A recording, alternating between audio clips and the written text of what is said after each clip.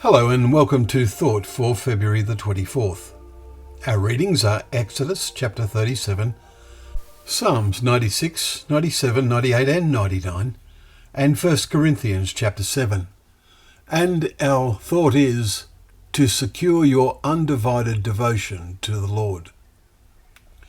Today's chapter in Paul's letter to the Corinthians gives his views about specific situations occurring there.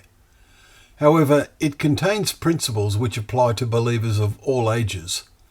He is responding to matters about which he wrote, 1 Corinthians 7 verse 1, and his words are like hearing one side of a conversation.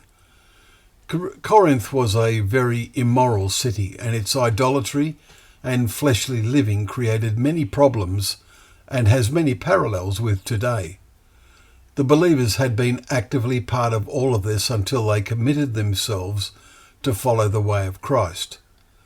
They are commanded to be faithful in their marriages, to avoid divorce, and to be content with their situation in life, even if they were still slaves.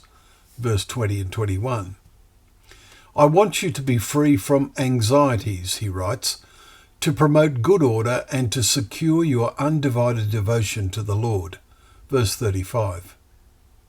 Maintaining marriage relationships are most important, says Paul, and he makes the point, because of temptations to sexual immorality, each man should have his own wife, and each woman her own husband. Do not deprive one another, except perhaps by agreement for a limited time, that you may devote yourselves to prayer. But then come together again so that Satan may not tempt you because of your lack of self-control. Verses 2 and verse 5.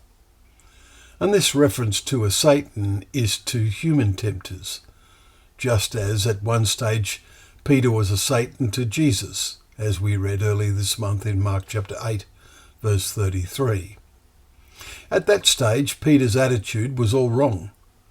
In a similar way, many of the converts in Corinth would have contact with individuals whose values were all wrong and could prompt ungodly thoughts in them. And so it is with us today, indeed more and more. And we have to say, at least in thought, get behind me, Satan.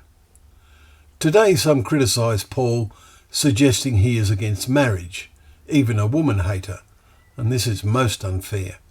He writes, I wish that all were as I am myself, but each has his own gift from God, one of one kind, one of another. It is better to marry than to be aflame with passion. Verses 7 and verse 9. There were problems because some who had accepted Christ were married to unbelieving partners. The believer should not seek a divorce, we're told, and the believer should seek to influence the unbeliever to accept Christ.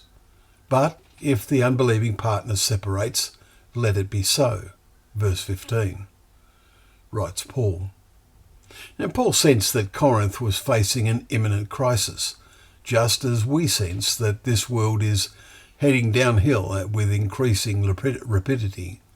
And for that reason, there are many points in this chapter which have special relevance to today, and the need for us all to secure our undivided devotion to the Lord. Well, thank you once again for joining us for Thought for the Day, where together we can open up the pages of God's Word, knowing that Word to be a lamp to our feet and a light to our path.